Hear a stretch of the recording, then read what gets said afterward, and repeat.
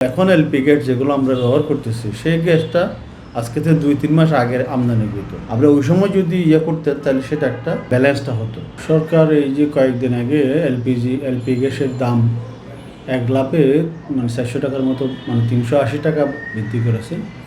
তো আমরা যেটা মনে করি আসলে সরকার যে দাম বৃদ্ধি করেছেন এটা এক লাফে এতটুক দাম বৃদ্ধিটা আসলে যুক্তিসঙ্গত হয় নাই। আরেকটা জিনিস হলো যে আমরা অনেক আগে থেকেই বলে আসতেছিলাম, এর আগেও সরকার যখন দামটা নির্ধারণ করে সেই দামে কিন্তু পণ্যটি পাওয়া যায় না। নন ইনভার্টার এসির দামে ঘরে আনুন বিদ্যুৎ সাশ্রয়ী ইনভার্টার এসি।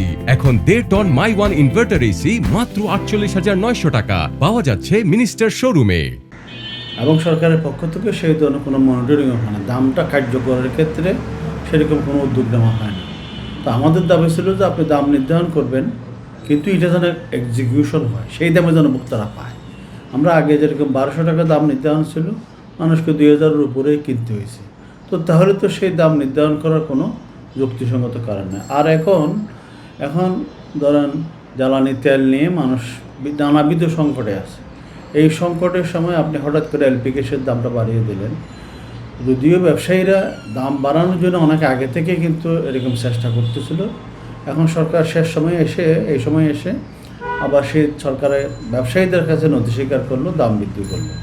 কিন্তু আমাদের যে বক্তব্য হলো, এখন এলপি গ্যাস যেগুলো আমরা ব্যবহার করতেছি সেই গ্যাসটা আজকে থেকে 2-3 মাস আগের আমদানিকৃত। তাহলে এখন আগে যখন আনছে তখন কিন্তু দাম অনেক কম ছিল। আমরা ওই সময় যদি করতেন তাহলে সেটা একটা ব্যালেন্সটা হতো। এখন কম দামে আনে তারা বেশি দামে কিন্তু বিক্রি করতেছে। তো এটা তো ভোক্তাকে বেশি টাকা পে করতে হচ্ছে।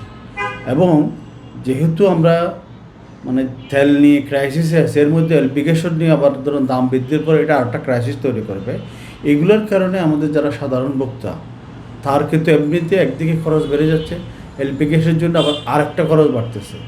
আর এখন এলপি গ্যাসটা আমাদের খুব এসেনশিয়াল একটা বিষয় হয়ে গেছে, রান্নাবান্না থেকে আরম্ভ করে অনেকগুলি কাজে কিন্তু এলপি গ্যাসের এখন ব্যবহার বাড়ছে, রেস্টুরেন্টে সব জায়গায়। তো যেহেতু বাড়ার কারণে এখন আপনি আমাদের সাধারণ মানুষ এগুলো অ্যাফোর্ড করতে পারতেছে কিনা, আপনি দাম বাড়াবেন অথবা এরকম ক্রাইসিসের সময় বিষয়গুলো করবেন, কিন্তু মানুষের অ্যাফোর্ডেবিলিটি, মানুষ এগুলো নিতে পারবে কিনা সেই বিষয়গুলো চিন্তা করার দরকার বলে আমি মনে করি। শুধুমাত্র একসাইটিভাবে ব্যবসায়ীদের চাপের কাছে নথি স্বীকার করে দাম বাড়ানো এটা কোনোভাবে আমার যুক্তিসঙ্গত হয় না। এবং একই সাথে আমরা ওইটাও বলবো যে এলপি গ্যাসটা আমরা এখন বিক্রি করতেছি সেটা অনেক কম দামে কিনা, তাহলে কিন্তু ব্যবসায়ীরা অধিক মুনাফা নিচ্ছে কিনা সেটাও কিন্তু খতিয়ে দেখা দরকার।